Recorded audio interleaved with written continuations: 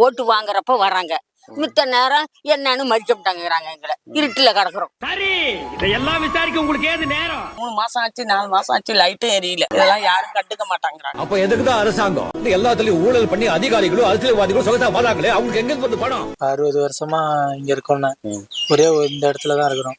எங்களுக்கான ஒரு தனிப்பட்டா எதுவும் கிடையாது. அத பத்தி கேட்க நீ ஸ்டேட் கவர்மெண்டா சென்ட்ரல் கவர்மெண்டா? அந்த ரெண்டையுமே ஓட்டு போட்டு உருவாக்கின ஜனங்களை இவங்க. ஆபத்தில் விட மாட்டேன், வெயிலோ புயல் மழையோ மாட்டேன்னு சொல்ல மாட்டேன். அங்கங்கே பசி எடுத்தா பலகாரம், அளவு சாப்பாடு ஒரு நேரம், எழுத்தில்லாத ஆளு அட எங்களை நம்பி 60 வருஷமா இங்க இருக்கோம்னா ஒரே இந்த இடத்துலதான் இருக்கிறோம். எங்களுக்கான ஒரு தனிப்பட்டா எதுவும் கிடையாது. சுடுகாடு வசதி கிடையாது. நாங்க அங்க அவங்கவுங்கள்ட்ட ஜெயிக்கிறவங்கள்ட்டனா வருஷம் வருஷம் ஜெயிக்கிறவங்கள்ட்டனா கேட்டு அவங்கவுங்களுக்கும் கேட்கறவங்களுக்கும் ஓட்டு போட்டுட்டு தான் இருக்கிறோம். எங்களுக்கான எதுவும் ஒரு தீர்வும் கிடையாது. அது கேட்க போனா இது குட்டை புறம்போக்கு, அதனால எதுவுமே கிடையாது உங்களுக்கு அப்படின்னு சொல்றாங்க. கவர்மெண்ட்ல கொடுக்கறது எந்த ஒரு சலுகையுமே கிடையாது. மக்களுக்கு பொதுவா மக்களுக்கு நல்லது செய்யறவங்களை என்னைக்குமே மக்கள் கைவிட மாட்டாங்க. உங்களுக்கு கண்டிப்பா செய்யணும்.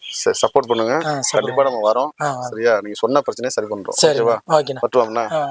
சுடுகாடு இல்ல, இந்த இடத்துக்கு பட்டாவும் இல்ல. எங்களுக்கு அதை பாருங்க, நாங்க உங்களை செய்யறோம். சுயேட்சையா நிக்கிறேன். சரி, சப்போர்ட் பண்ணுங்க. சரிங்க. பட்டுமா? போயிட்டு வாங்க. நன்றி. வீட்டுல 4 வீட்டுல கரண்டே இருக்கு. இந்த வீட்டுல கரண்ட் இல்ல, இந்த வீட்டுல கரண்ட் இல்ல.